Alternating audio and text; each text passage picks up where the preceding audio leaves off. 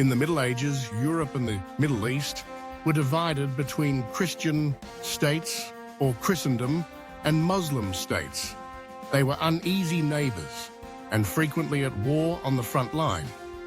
The Eastern Roman or Byzantine Empire, the major Christian power in the Eastern Mediterranean. But in the 11th century, a powerful new force emerged that threatened its very survival. The Seljuk Turks, originally from Central Asia, migrated south, converted to Sunni Islam, and carved out a great empire for themselves in 1071. At the Battle of Manzikert, the Seljuk Turks inflicted a crushing defeat on the Byzantine Empire. They went on to conquer most of Anatolia's cities, such as Nysa and Antioch. Rich in Christian history, fell to the Seljuk Turks. In 1092, the great Seljuk Sultan, Alex Shah, died, and his empire began to fragment. The Byzantine Empire came under renewed attack as local warlords sought territory and plunder in 1095. Byzantine Emperor Alexius I Communinus wrote to Pope Urban II, making a desperate appeal for military aid from his fellow Christians in the West. It wasn't the first such appeal by the emperor, but this time the results would be unlike anything ever seen before Pope Urban saw the emperor's appeal as a golden opportunity, a chance to heal the rift that had emerged between Western and Eastern churches in the Great Schism, to assert his own papal authority over the unruly barons and bishops of Western Christendom, and to drive back the infidel and reclaim Christianity's most holy sites, most of all. Jerusalem lost to Muslim rule 400 years before at Claremont. In France, Pope Urban preached a sermon to a gathering of clergy and nobles. He called on Christian knights and foot soldiers to go east to aid their brother Christians and free Jerusalem from Muslim rule, and he offered a unique spiritual incentive. Whoever, for devotion alone, not to gain honor or money, goes to Jerusalem to liberate the Church of God, can substitute this journey for all penance he was offering Europe's knights who lived in fear of damnation because of the violent lives they lead, the chance to atone for their sins through holy war. What's more, their objective, Jerusalem, was a city that captivated the medieval imagination like no other, the most holy place on earth. The Pope's offer exhilarated his audience. His words were met with cries of Deus vult, Deus vult, wills it, God wills it. The Pope's appeal was preached across Europe, sparking a wave of religious fervor. Thousands of lords, knights, and ordinary people bowed to travel to the Holy Land and fight. For Christ, they identified themselves by wearing a cross, later becoming known as Crusade Ignited, Crusaders. A few of these men saw opportunity in the East for fame and fortune, but overwhelmingly, they went in search of spiritual salvation, willing to undertake a long, expensive, and perilous journey to save their souls from the fires of hell. Pope Urban had intended the crusade to be led by nobles, but made up of knights and experienced soldiers. But the viral success of his appeal led thousands of ordinary townsfolk and peasants to take the cross many, inspired by a French priest known as Peter the Hermit, who became leader of this so-called People's Crusade. In the Rhineland, some of these crusaders, fired up by old prejudices and talk of holy war, attacked local Jewish communities, slaughtering around 5,000 men, women and children, and extorting money from those they spared. These massacres were condemned by the church, but to little effect. In the summer of 1096, the People's Crusade, 20 to 40,000 strong, made its way east. The main contingent, led by Peter the Hermit, travelled along the river Danube, but they were ill-disciplined and poorly prepared when they ran out of food in Hungary. They attacked and looted Christian settlements. They continued to pillage the land of their supposed ally, the Byzantine Empire. When they reached Constantinople, the emperor quickly ferried them to Anatolia to be rid of them. In enemy territory, lacking discipline, no leadership, their main force was soon ambushed and slaughtered by the Turks. Meanwhile, some of Europe's most powerful feudal lords were departing for the Holy Land.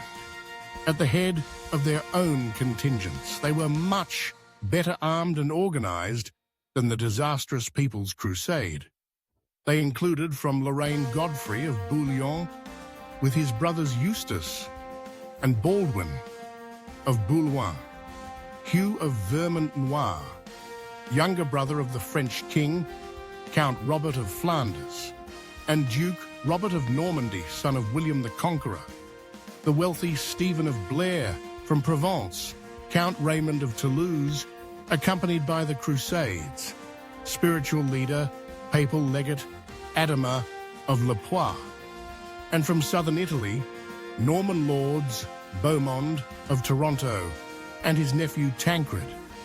The various contingents converged for their agreed rendezvous at Constantinople together.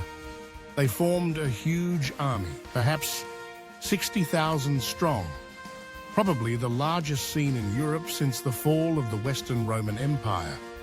The Byzantine Emperor Alexius had expected to welcome a small force of Western mercenaries serve under Byzantine command.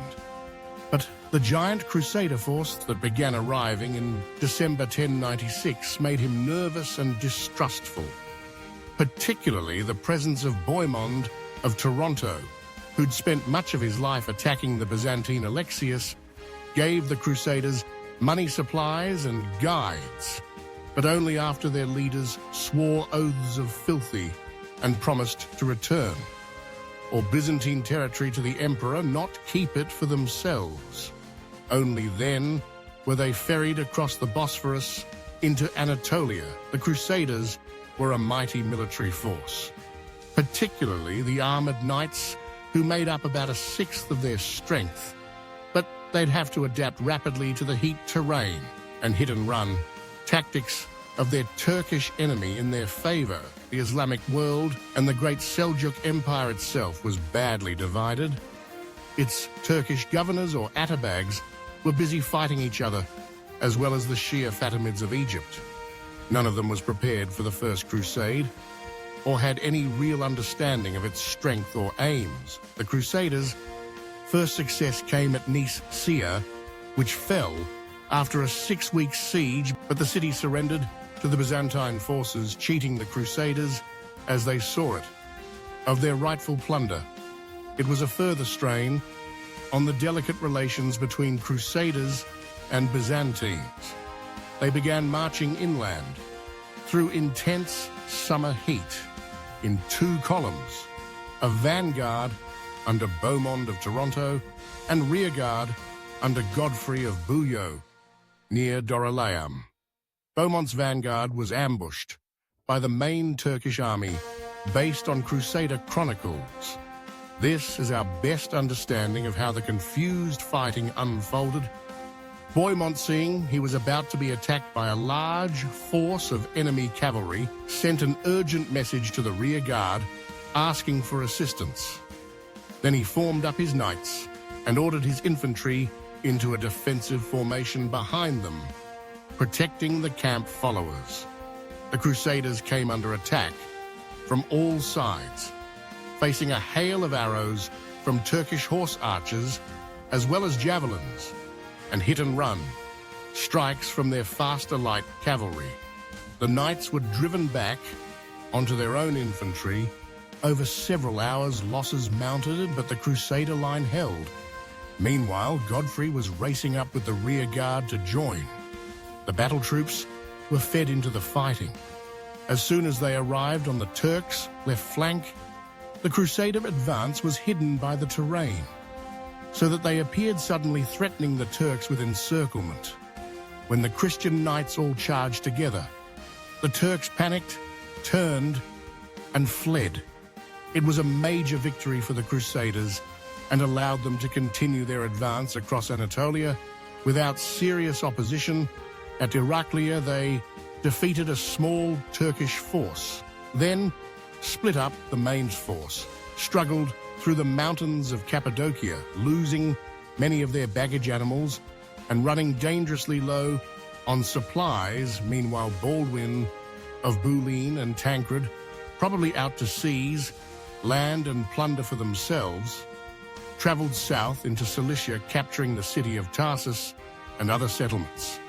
Tancred later rejoined the main army, but Baldwin was invited by local Armenian Christians to travel to Edessa, where he was soon installed as Count Baldwin of Edessa, ruler of the First Crusader state.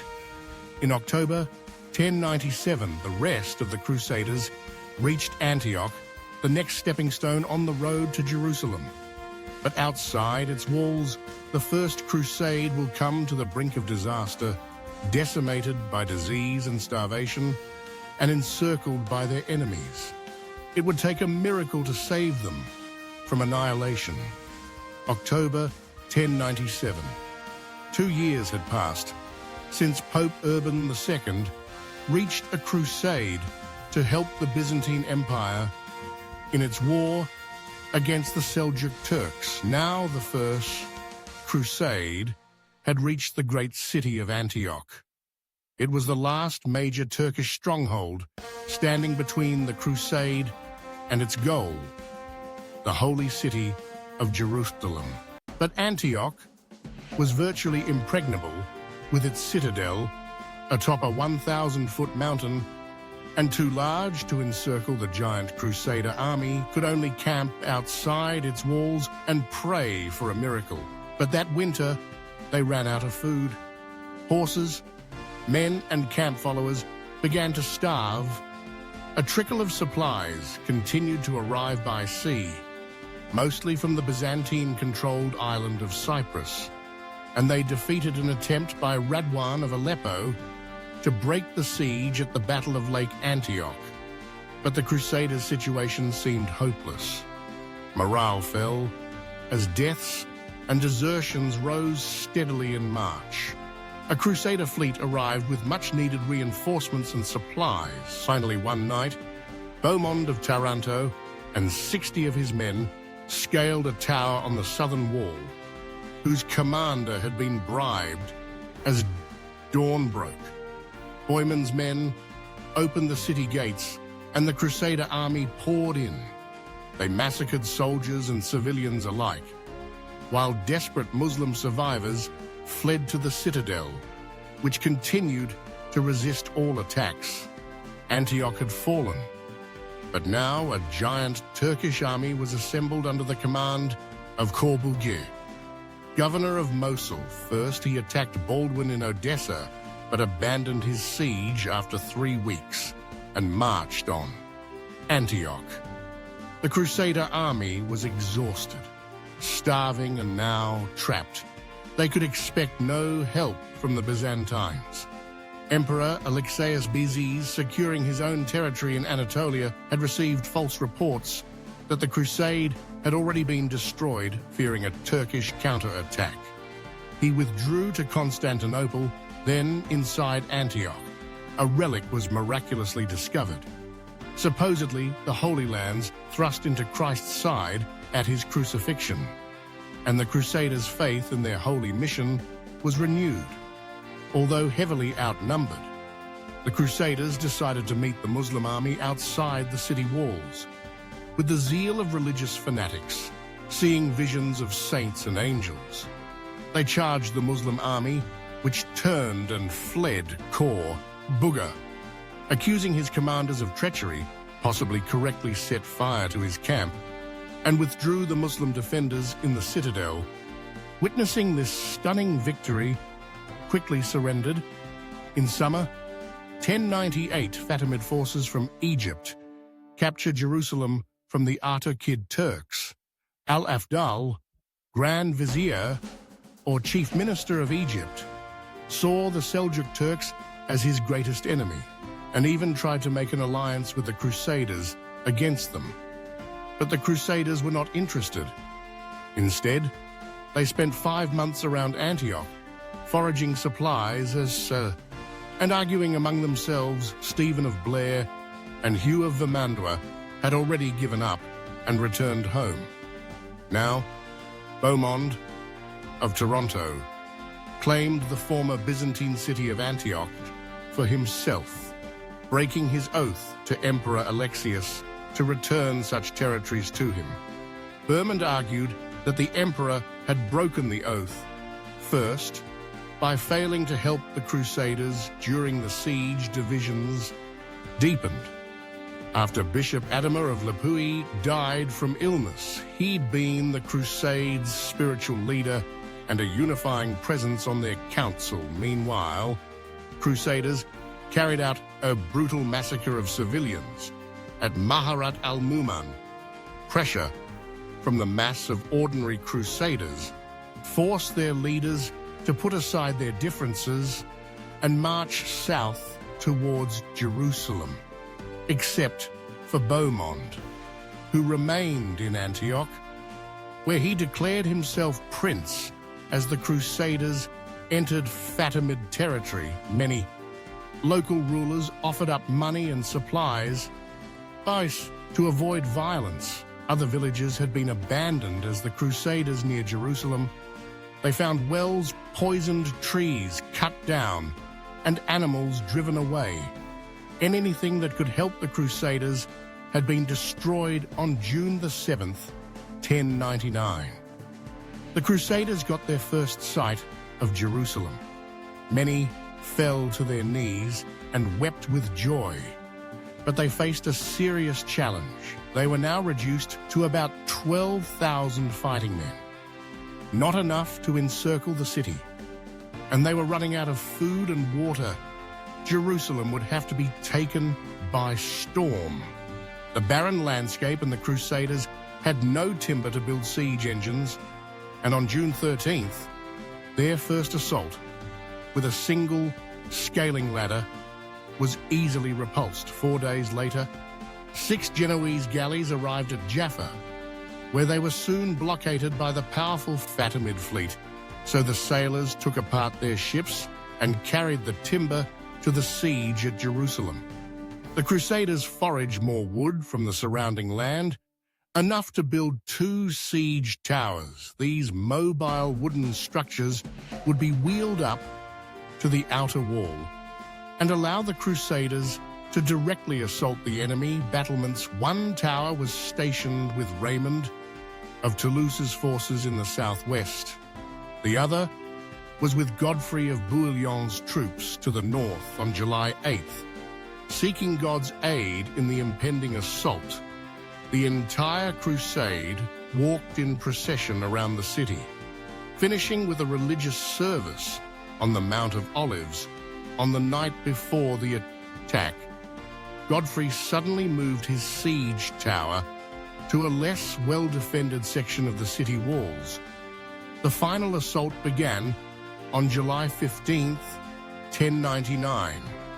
In the north, Godfrey of Bouillon's troops managed to fight their way across from their tower onto the city walls, establishing a bridgehead. Soon they were inside the city, and overcome with religious euphoria and pure bloodlust, they went on the rampage, butchering soldiers and civilians, Jews and Muslims, women and children.